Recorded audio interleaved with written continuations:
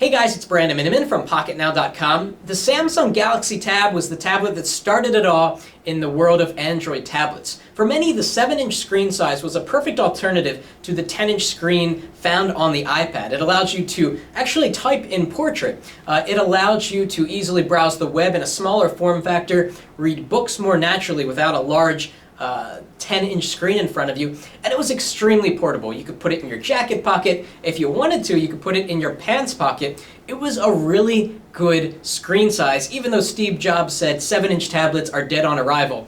That turned out not to be true. A lot of people really like the 7-inch screen size. But there were a few problems with the Galaxy Tab. It's relatively thick in today's standards. It also ran Android for phones and not Android for tablets with Honeycomb or Ice Cream Sandwich. Well, that's all changing today. There's finally a real successor to the Galaxy Tab 7, and it is on sale now. It's the Galaxy Tab 7.7. It's been announced for several months, but it hasn't actually been available for sale until now. The cool thing about the Galaxy Tab 7.7 is that it's super thin, super light. It builds on that smaller form factor. Best of all, it's got a Super AMOLED Plus screen, which means that it has the RGB sub-pixel configuration found on the Galaxy S2 and some other Samsung mobile products, which means that this screen should be amazingly crisp and clear. Have you ever seen a tablet with such a large AMOLED screen?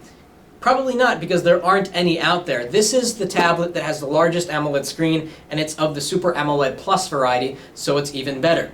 This tablet's also a lot better than the Galaxy Tab 8.9 and 10.1 because of the processor. Instead of the Tegra 2 chip, it's got the Samsung Exynos processor running at 1.4 gigahertz, similar chip that you see on the Samsung Galaxy Note. So we've got speed, we've got an amazing screen, a light form factor, and an amazing package that translates into probably one of the best tablets that you can buy right now, the Galaxy Tab 7.7. Enough of an introduction, let's unbox the thing.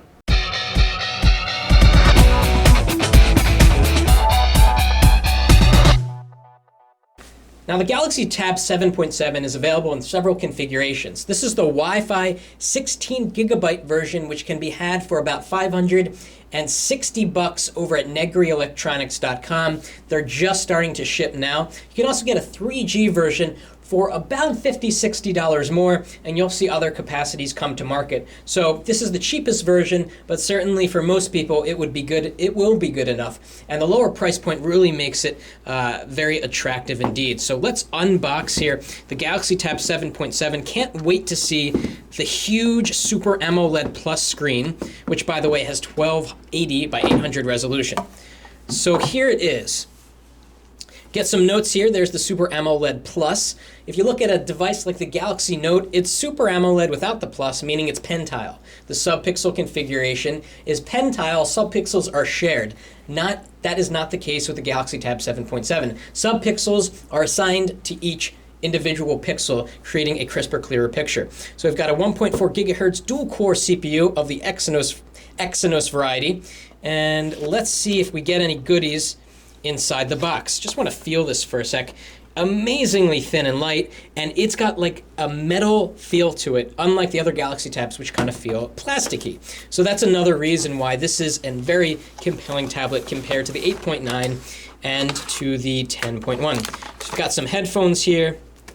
We've got, of course, Samsung continues to use their proprietary charger there, although this looks a little bit different than the 8.9 and 10.1. We'll have to look at that later. And this device is not intended for the US, so you get a different kind of plug there. So let's get this stuff out of the way, and let's look more closely at the Galaxy Tab 7.7. Let's take off this screen protector here. Obviously a buttonless design. This is running Android 3.2 Honeycomb, which is rather unfortunate because Honeycomb compared to Ice Cream Sandwich is kind of is quite slow. So this will be upgradable to Android 4.0. Watch the development community. There will probably be an unofficial ROM available with Ice Cream Sandwich a lot sooner than Samsung will drop the official ROM for the Galaxy Tab 7.7. So let's strip all of this off, take a tour around the device, and we definitely want to turn it on. Let's get it booting. So thin, it's almost difficult to pick up. It's got sort of rounded edges, which makes it more easy to pick up when it's on its back like this. but just a really awesome form factor, just a great size. Let's turn it on and see what we get.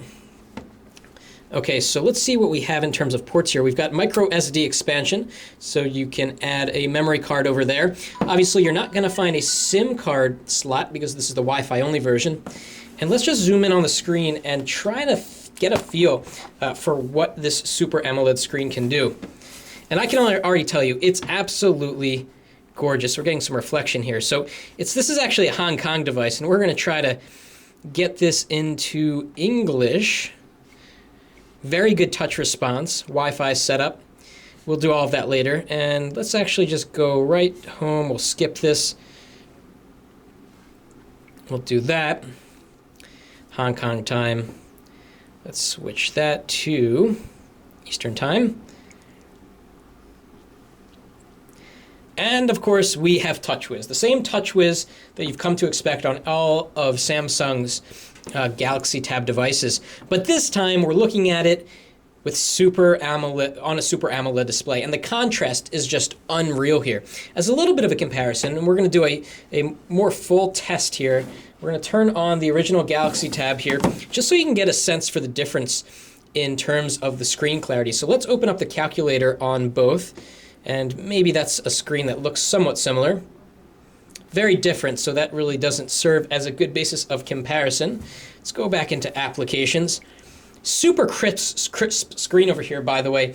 On the original Galaxy Tab, we had 1024 by 600 resolution, and of course on the Galaxy Tab 7.7, 1280 down by 800 across. So let's see if there's anything common between these. If we go into alarm clock, these are totally different versions of Android. But you can just tell right off the bat, even if you look at a dark space, that the blacks are far more black and rich here.